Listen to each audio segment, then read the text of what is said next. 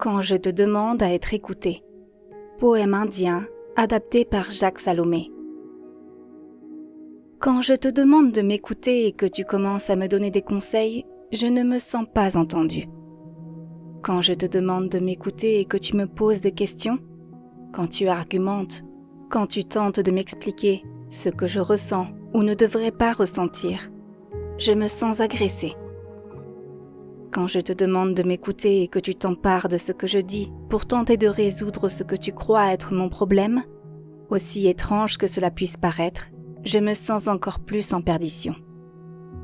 Quand je te demande ton écoute, je te demande d'être là, au présent, dans cet instant si fragile, où je me cherche dans une parole parfois maladroite, inquiétante, injuste ou chaotique.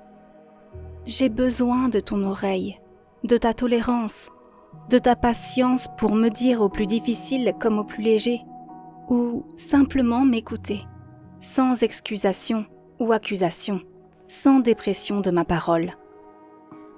Écoute, écoute-moi. Tout ce que je te demande, c'est de m'écouter, au plus proche de moi. Simplement accueillir ce que je tente de te dire, ce que j'essaie de me dire. Ne m'interromps pas dans mon murmure. N'aie pas peur de mes tâtonnements ou de mes imprécations. Mes contradictions comme mes accusations, aussi injustes soient-elles, sont importantes pour moi. Par ton écoute, je tente de dire ma différence. J'essaie de me faire entendre, surtout de moi-même.